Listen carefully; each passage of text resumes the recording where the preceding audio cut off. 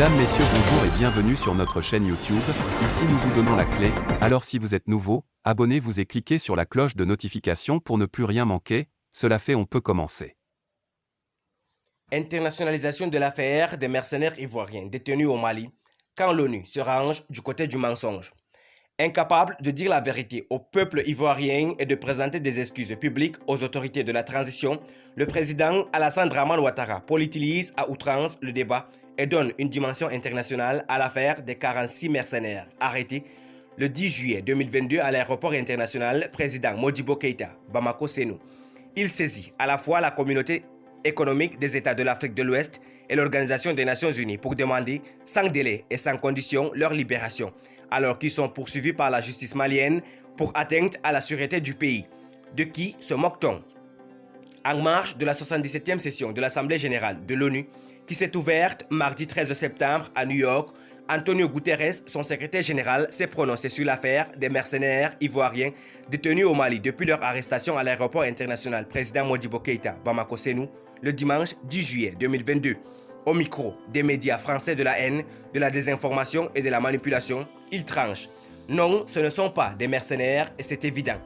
La déclaration du chef de l'ONU n'est ni plus ni moins qu'un soutien aux mensonges d'État orchestré par le président ivoirien Alassane Dramane Ouattara, ADO, qui ne cesse de traiter depuis le début de cette affaire les autorités maliennes de transition de tout le nom d'oiseau, ainsi que certains de ses compatriotes.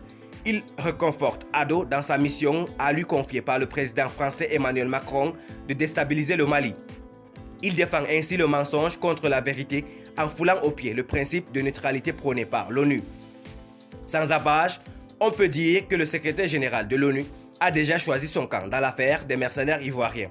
Avant même de rencontrer la délégation malienne à New York pour qu'elle donne sa version des faits, il blanchit le chef d'État ivoirien de tout soupçon de son implication dans la déstabilisation du Mali.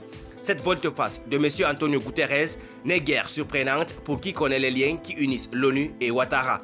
Il est obligé de soutenir le chef de l'État ivoirien qui doit son élection à la tête de l'État ivoirien en 2010 grâce à l'opération des Nations Unies en Côte d'Ivoire, ONUCI. Cette dernière, dont l'objectif était de maintenir la paix, s'est autosaisie pour certifier les résultats d'une élection présidentielle émaillée de fraude, malgré la demande du président Laurent Gbagbo de procéder au recomptage des voix pour désigner le vrai vainqueur. Le soutien du secrétaire général de l'Organisation des Nations Unies au mensonge du président de la Côte d'Ivoire donne encore l'occasion à la presse ivoirienne proche d'ADO de se lancer dans la manipulation de l'opinion en déversant son venin sur les autorités maliennes. Ainsi, Fraternité Matin, le quotidien gouvernemental, barre à sa une la junte malienne prise en flagrant délit de mensonge. Le Jour écrit à sa une: l'ONU désavoue Assimi Goïta. Le sort: Assimi Goïta, la provocation de trop. Et malgré la mise en garde de la communauté économique des États de l'Afrique de l'Ouest d'une instrumentalisation de l'affaire des mercenaires ivoiriens par le gouvernement malien, ces journaux continuent leur diversion. L'Essor mentionne: la CEDEAO prend le dossier en main. Le Jour, la Côte d'Ivoire saisit la CEDEAO. Le Patriote, la CEDEAO demande leur libération sans précondition. Merci pour votre aimable attention. Si vous êtes nouveau, n'oubliez pas de cliquer sur la cloche de notification et de vous abonner à la chaîne. Merci et à très bientôt pour une nouvelle vidéo.